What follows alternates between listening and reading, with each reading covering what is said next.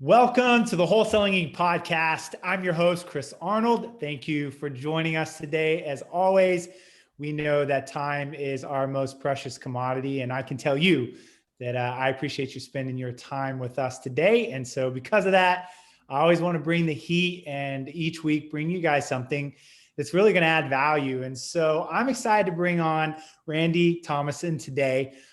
This guy's seasoned, not just from real estate, but wait till you hear his background. And here's a couple things that we're going to get today.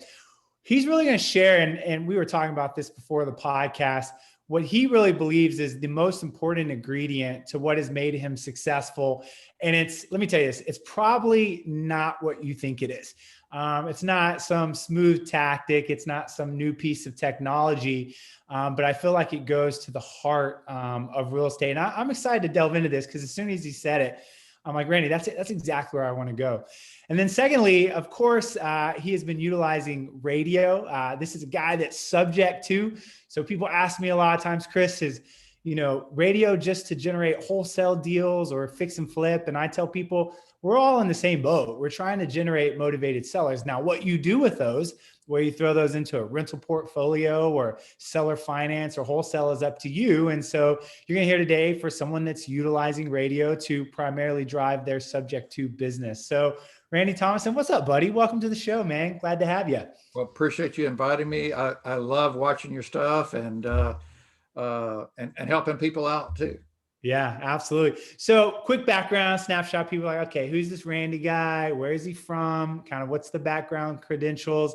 Tell us where you're located, how long you've been doing real estate, and a little bit about what you're doing before, because you've been a part of some really big transactions. Yeah. All right. I'm in Little Rock, Arkansas, right up just on the border of Texas there. I've been doing this for about 30 years, kind of off and on, but full time for about 11 years now.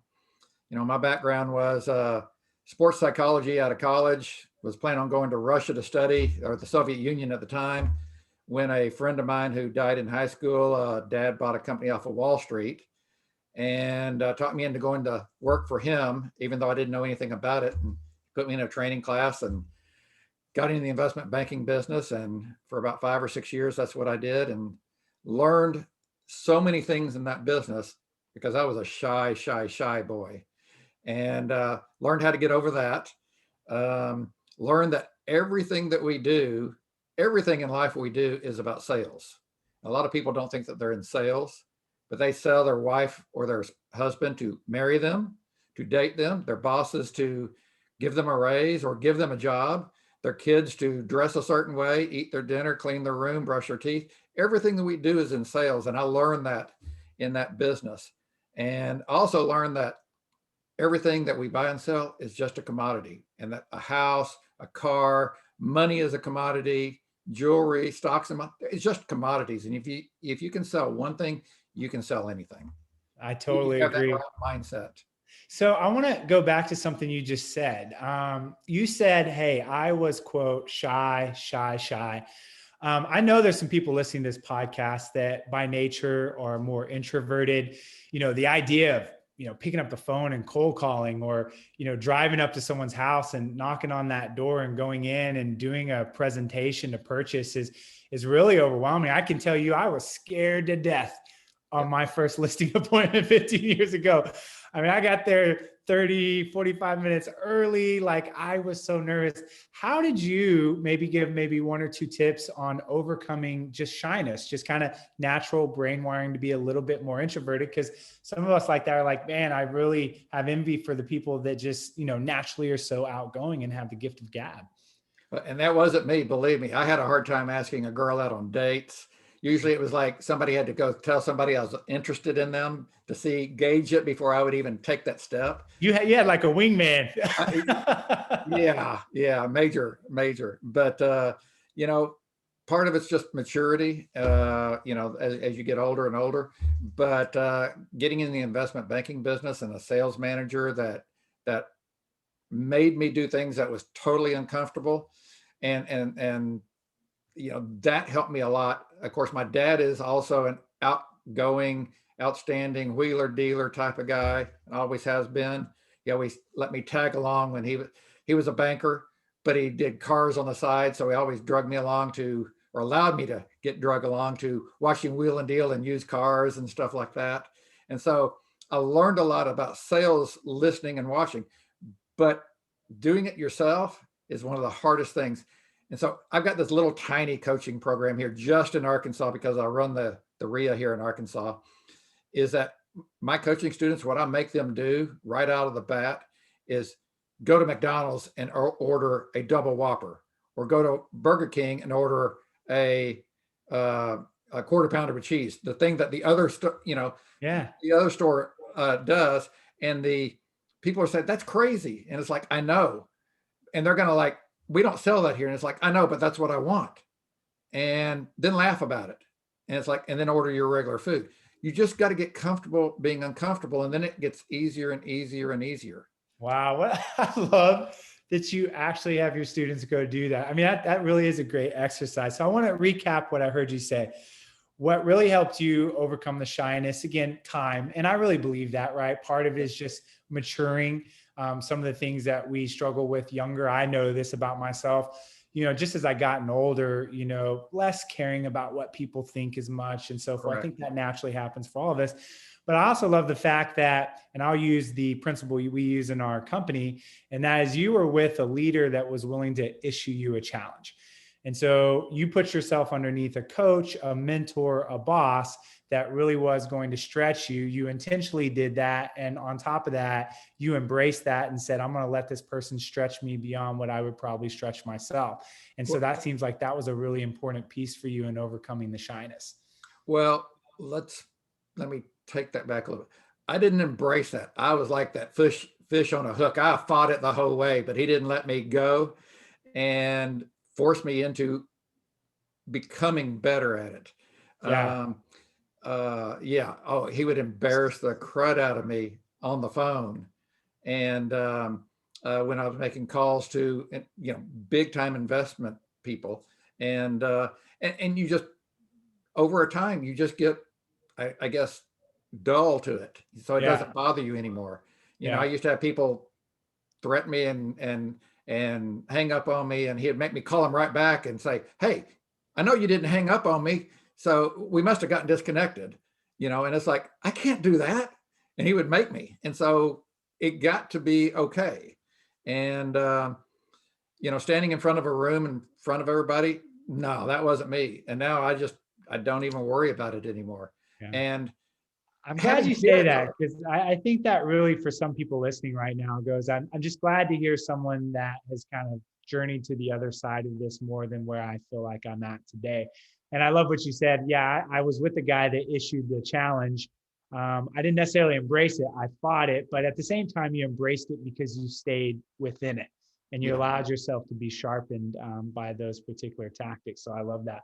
Yep. So I want to transition here, Randy. I want to get to really what you feel like is a critical piece to your process in converting leads and working with people. I asked you, before this, I was like, what, Randy, do you feel like is unique about the way in which you operate your business? Because I'm always looking for outlier situations, right? People, they're doing stuff that, maybe not everyone is saying or doing. And so you and I were talking about this, and you said, well, I have a perspective that I carry with me in real estate, and I feel like it's really driven my success. Do you mind sharing what that is? Well, part A and part B. Part A is I'd never go into a deal saying, oh, this is going to be a wholesale deal or a sub 2 deal or a rehab deal. I go in and just start talking to the people. You got to build the relationship, and you have to be genuine about it to help them. And then the deal will dictate what it is as you figure out what their problems are. And if you go in with that mindset of helping other people, and you got that mindset yourself of helping people, they can feel that from you. And it's either genuine or it's false. And if they feel that, they let their wall down in front of you, and they'll discuss their issues more readily with you. And then you can really figure out what the problem is, and then you can get deals. But if you go in there just trying to make money, you're going to lose probably 70-80% of the deals that you could have gotten. I love what you said, because there's not a person listening that's going, hey, if I'm listening to podcasts, I'm going, yeah, I understand we're all here to help people. I don't think you would line up one investor that would actually raise their hand in the room and say, well, who's not here to help people? But you said something, and that is not that you have, just a desire to help people, but people actually feel the fact that you genuinely, because let's talk about that. There's one thing to say that I care about people. It's another that they actually feel that radiate from me on an appointment. Because I feel like that's what you're saying is the key distinction here. It's genuine, it's authentic, and people feel it. And I think you gave me some examples, when we were talking, of some people that really responded to the feeling that you showed by a feeling in return. So kind of break this down for us a little bit more, because I think this is critical for us to really move away, particularly as a community, from this whole shark mentality and just seeing dollar signs when we see people. Yeah. The title, I have several title companies I work with, and I try to show them what I do and how they do, how I do it, because I do quite a few deals every month. And they're saying, why are you getting all these deals? And it's like, because I help people. And there was a example of one, this lady who had lupus. She had inherited the house from her dad. The tenant had been there for 20 some odd years, paid every month on time. But when her dad died and she took over, she stopped making payments, or was late, or half payments and stuff, because she was taking advantage of this lady because she was in bad health and stuff. But we ended up buying the house, and we had to postpone closing 6 times because she had lupus and she couldn't get out of bed. And so I told her no issue. And my title company said, we'll be happy to come to your house. It was about an hour away if you need us to. She goes, no, I'll make it. And so one day she woke up and she called me about 7:30 in the morning and said, today's a good day. I think I can make it. Wow. And I said, well, that's a good thing, because this is in July. I said, I heard Santa Claus came through town. And she goes, what? And I said, yeah, I heard that he left some Godiva's dark chocolate truffles at the title company. I don't know who they're for, but that's what I heard. And she was like, yeah. So she made it. She comes in with crutches and everything. And on the table was a box of Godiva's truffles. She didn't even see them when she sat down. She was talking and everything. And I said, oh, look, Santa Claus was here. And, you could just feel it. It's just like, she was like, oh my God. And so we went through the closing and everything. And at the end of the closing, she got up, got her check, and was kind of walking out of the room with her crutches and everything. She turned around and she came back to me and she gave me this big hug. And she looked me right in the eye. And I'm sorry, I get tears in my eyes when I tell this story. She says, I think you just extended my life by 5 years by getting rid of all the stress and the pressure. And gave me this big hug and everything like that. And then she turned around and walked out. And the lady who owned the title company was there. And she had tears in her eyes. She goes, now I understand what you were telling me about helping people. I get it now. And that's what I want when I do deals, is I want people to hug me and thank me for helping them out. And if I've done that, I feel, no matter what the size of the check is, then I feel successful. Yeah.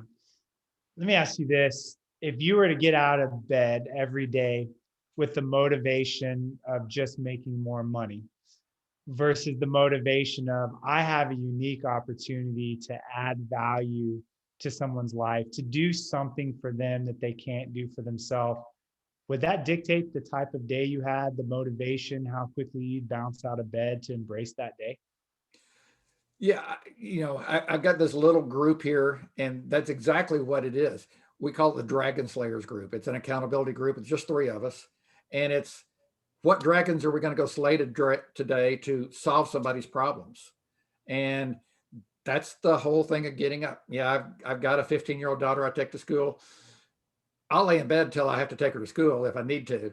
But getting up and getting on the phone and doing a deal and finding somebody to help is like, it makes you feel good. Now, I'm older, so it makes more sense to me than probably somebody that's 20 or 30, but you will get to there if you take that mentality of helping people. The money will come, and more money will come the more you're sincere about this. That's my whole thing. And I heard that when I was younger, never believed it. Yeah. As you get older, you do a lot more deals. I mean, it's a fact. And, Yeah. and so, and I love it. And, some people say, you only made $1,000 on that deal. I said, yes, but I solved a problem for somebody and now they can move on with their life, you know? Yeah. Man, again, you for yourself, and we feel it. I feel it. I think anyone driving down the road, listening to this podcast right now, feels that you have actually connected with a deep why in your life. And I think for a lot of investors, and particularly when we're younger, right, we're just out there trying to make a name for ourselves, really answer that question, do I have what it takes? We all go through that as younger men and women. But man, it's awesome to talk to someone that's been in the game as long as you have, and just to hear a heartfelt, genuine why. Because for you, what you experience every day doing deals is probably different from what some people listening to this podcast right now are experiencing. And that's a lot more frustration and, why am I putting up with this, and the headache and so forth. But because you're so clear on your why, anything that's probably thrown down the pipeline, you go back to those stories like you just told and go, you know what? It's worth everything that I'm having to deal with today, just so I can have another moment where a woman, throws her arms around me and tells me something like that I just extended her life by 5 years. I mean, that's rocket fuel in the tank. Like, you can't get anything that ignites you more than that, right? Exactly. And it's not just the homeowners, it's the attorneys, the CPAs, the other people. You can fix problems for them. I do a lot of Medicaid, Medicare stuff with people needing to go in nursing homes. So I've got some attorneys that I deal with that bring me deals. And I'm doing a deal right now that I'm only making $2,000 on the deal. But it's a family that really needs to get their mother qualified. They can't take care of her at home anymore. She needs the medical care. They can't afford the nursing home, but they've got to get rid of some real estate. And it's not in an area that I buy, but I'm doing the deal. I found somebody that would take it. I'm making $2,000 to cover my cost of closings and stuff. But the attorney appreciated it because he had no other way to get rid of the property and get the lady qualified for Medicare. So, I'm solving a problem for him. For him, yeah. And I feel like if I could boil down your thinking versus most people, is you're playing the long game, and most people over here playing the short game. And the most important thing is you played the long game, and since you've been in the game a long time, you're on the other side, seeing the fruits, looking back at those of us who haven't been in the game going, if I could tell you anything, guys, be thinking long term. Make those plays and help people. And it's not always about the money, because it's going at some point to come back to you. And that's not your motivation. You're not in it for the return, but it's just organically going to come back. So I love it. I appreciate you sharing that. I do want to transition to the last segment here, talking about radio. So people are listening, right? Dude, you're a seasoned guy.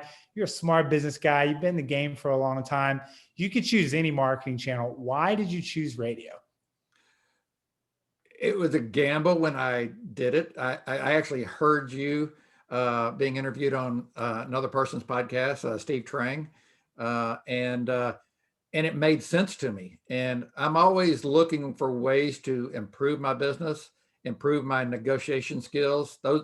If you really want to learn this business and be successful, there's two things: marketing and negotiations. If you can do those two things, you'll be very successful. And I heard you, and it's like, yeah, nobody's doing that around here. Let me try it.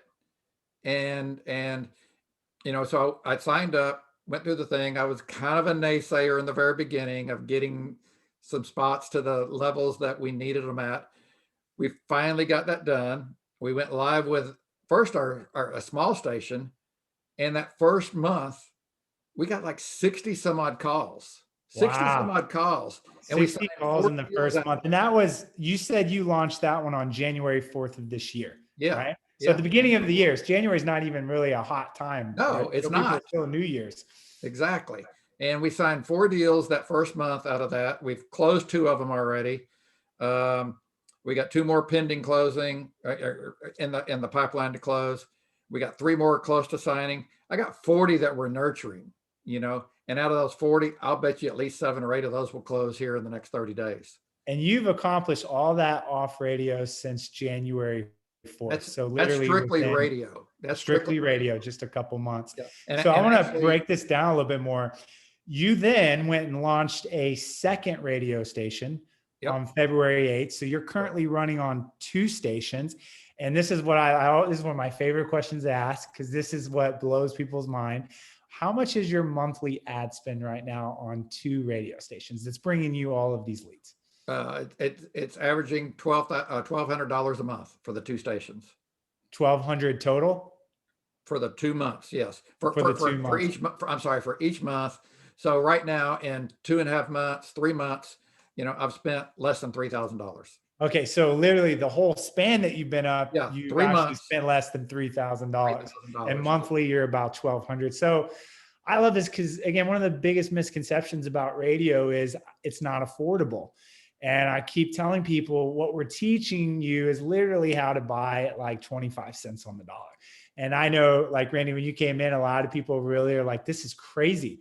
Our station's really going to do this. And so part of our responsibility is to help people steer the course, make it through there, because when you lock it in, you're good. So this is why this works so well. Your first deal you closed, you actually did a transaction on that. So you took the money out like a wholesale deal, and you did $14,000 on your first deal, right? Correct. And then you said to me, which is exactly what I thought at the same time, that paid for radio for what? A whole year for 2 stations. A whole year for 2 stations. So now everything is a bonus to me.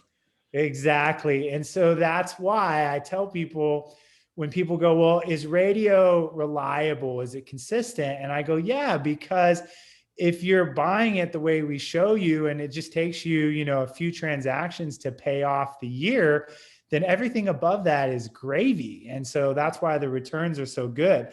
Now, what I find interesting is you took another one and you put it into a rental property. You have another one that you've executed on and you're doing a subject to.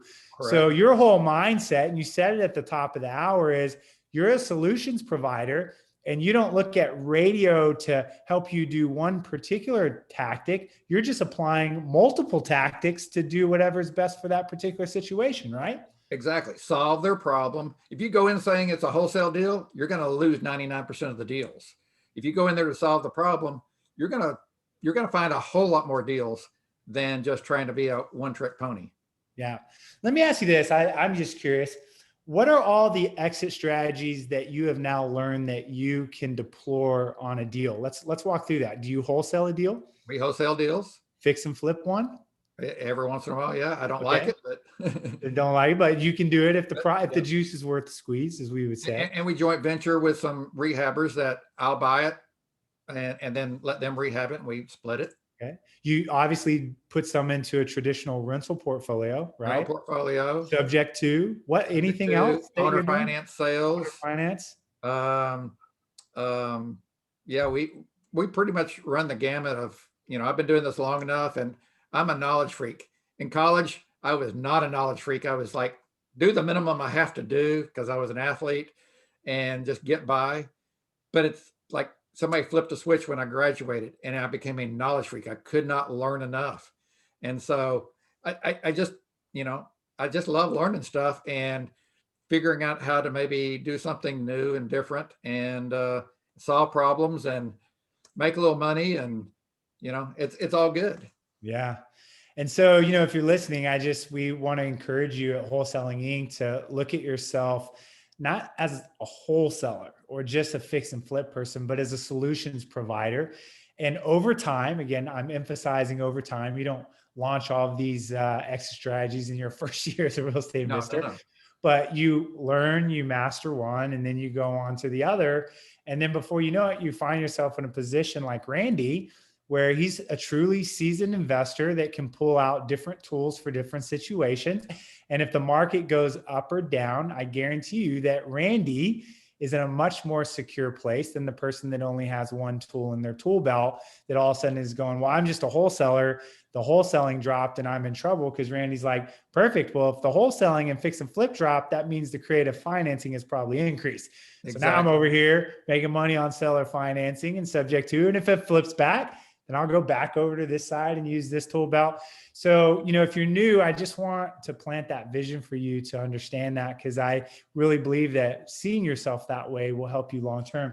So Randy, now that you've been doing radio for a couple months, what are a couple qualities that you enjoy most about it? We talk a lot of things like set it and forget it, or this is a high quality lead, different things like that. What do you enjoy characteristically about radio for your company?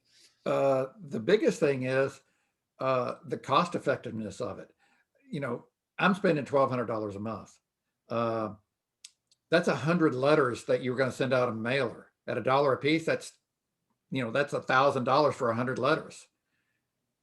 With the radio ads running as often as they're running, I'm getting a whole lot more response rate, and not all of them, but a lot of them are more motivated than I get from mailers and texting. And it's to me, it's so much more cost effective. Now, I'm not in a big market like a Dallas or a Phoenix where it might cost 10 times what I'm paying, but the margins on those properties in those cities are bigger too. So it's all relative. And so and it frees up a lot of my time. I'm not managing a mailing campaign or a texting campaign. Like you said, you set it, you record your ad, they run it based upon their schedules, and you just wait on the calls. But that's one of the key points is answer the calls. Answer the call. Don't let it go to voicemail. Don't let it go. I personally don't want it to go to an answering service, because the people that are calling are the people that want to sell. And so you're building that relationship from the time you pick up the phone. Yeah, absolutely. So again, I love radio. I'm so excited that we were able to roll this out to the industry, because, Randy, you're talking about helping people. So you tell that story of being at the title company and that lady, that's that moment you have there is the moment that I get to have even right now, because it's like, how cool was it that my team that spent all of these years building something could, pass it on to someone like you and then see the success, because at the end of the day, that's what's motivating me, right? It's Right. super fun to help other people come successful. For me, it's the thing that fulfills me the most. So I absolutely love it. And I'm just super proud of what you've accomplished so far. So if you're listening and you're like, hey, keep hearing about this radio thing, I've kind of put it on pause or whatever that was. Again, we're always about right action, right time. But you might be listening now and going, you know what? It's time for me to pull a trigger on this. I've been hearing them talk about it again and again with student after student. So if you feel like you're ready, it just begins with the conversation and asking questions. And I always recommend that everyone do their due diligence and make sure that whatever marketing channel you pick is a good fit for you. But to check it out, go to wholesalinginc.com/REI radio. Again, wholesalinginc.com/REI radio. Book a call, see if your market's available. And if so, we'd love to be able to help you out like we have with Randy as well. So Randy, man, I appreciate you coming on. If someone is listening today, again, I like to do this with someone that's seasoned. They go, man, I really resonate with this guy, whether that's a YouTube or an Instagram or whatever. If someone wanted to reach out to you, or maybe they have a deal in Little Rock, right? That I'd love to partner with this guy, man. He knows what he's doing. He JVs. How can people find you? Well, they can go to my website, arkansaspropertybuyers.com, or you can see in my background there, I've got my phone number right there. That's my direct cell phone number. It comes straight to me because I love to answer my phone. And I also run the REIA here in Arkansas, arcrea.com, ARKREIA.com. They can find me that way too. Everybody around here knows me because this is a relationship business. So, just reach out. I'll be happy to talk to people. And I also want to give you a little bit of kudos too. Your team of people that you've got training and working with people like me are, I don't know, you could put together a better team. Do what they say and you'll be successful. Try to take what they say and make it your own. You may not be as successful. I mean, you got a great group of people. No, man, I really appreciate that. That's the thing that we have worked the hardest to build. I really believe that the success of your business is really how long it would run if you stopped working in it today. And so, as they say, you're either the genius or the genius maker. And I realized long ago that I don't want to be sitting at the top of the hill as the genius. I'd much rather bring people around me that are smarter and better at things than I am, so that I can have a lifestyle business and spend time on the things that I value most. So I really appreciate that compliment, and I will definitely pass it on to the rest of the team. And so to the rest of you guys, thanks for joining. Randy did mention, hey, I got my phone number. So again, always check us out on YouTube if you want to see the video. So you can go to Chris Arnold Real Estate, subscribe over there. And so if you like to be able to watch the video as well, you can check it out there as well. So to all of you guys, thank you so much for joining. Until next time, we'll catch you soon when we add more value. Talk to you later.